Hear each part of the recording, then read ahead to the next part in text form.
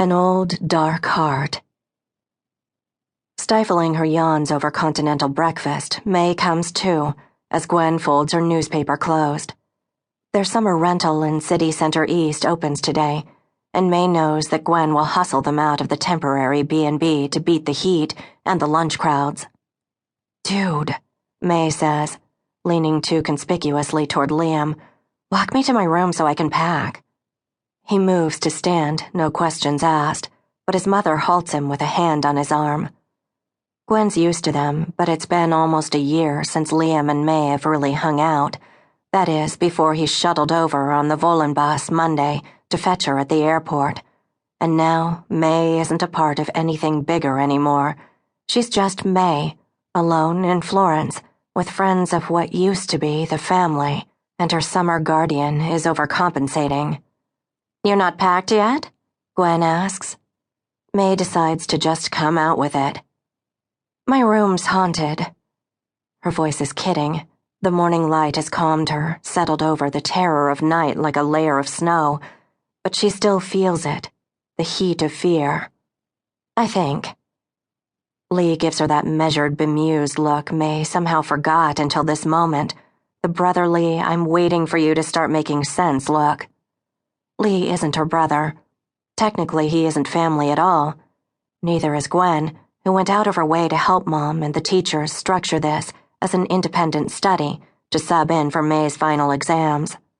But May's known these two all her life, and in a way, they're better than family. Especially now. "I guess I had a nightmare," she admits, half believing it, "and I didn't want to hang around in there and pack alone." Gwen's smile is tight with concern. "It's normal, you know, with stress, bad dreams, insomnia." "Oh, please, don't start." May covers her ears, humming like an angry hive, and Gwen regards her watch with a shrug. "All right, I'm here if you need me. I'll line up a cab. You two need to get cracking." There's no trace in the room to suggest that the girl was there. "Sleepwalking?" Lee theorizes from the rumpled bed, while May sits on her backpack to crush down its contents. He looks like a deposed prince in jeans and Converse, lying with crossed ankles under the antique canopy, at home as can be on a sea of silk covers. May hides her smile. She must have looked wrong in that bed all week, too. An imposter. The B&B villa is in the hills that circle the city, on the site of what used to be a vineyard, according to its brochure, and before that a medieval nunnery. Lee and Gwen arrived exactly a week earlier than May did, and hadn't yet exerted themselves in her absence. They mostly enjoyed the villa's blue pool, the grassy hedges and banks of red flowers, or walked north in search of wine and olive oil tastings in country farmhouse shops. The first thing Lee did when May arrived was plunk down her bags poolside and show off the pink tan line under his collar. "Maybe you woke up," he adds now, "or half did and saw yourself in the mirror." They both look over at the tarnished glass above the dresser, its dark frame carved with sinuous lilies.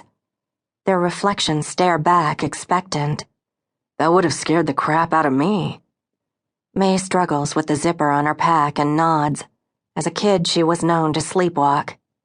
"Yeah, that makes sense." She feels stupid, pitiful, the way he's looking at her. Because if it was a dream, she can't seem to wake up from it.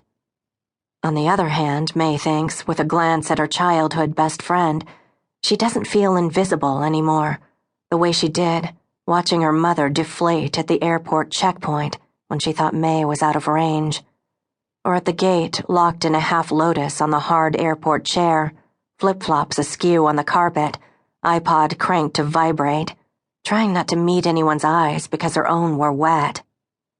No matter how loud May had thumbed the volume, she still felt mute and vanished, locked in a struggle not to let her mother's tired face, the obvious relief to be sending May away, be her last memory of her family.